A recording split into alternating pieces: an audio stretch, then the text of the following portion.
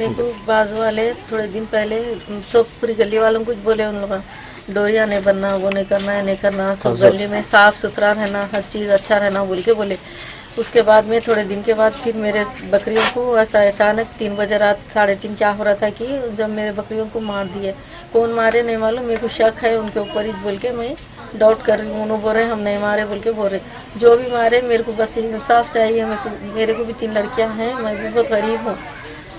बस मेरे को वही इंसाफ चाहिए, मेरे को और कुछ भी नहीं।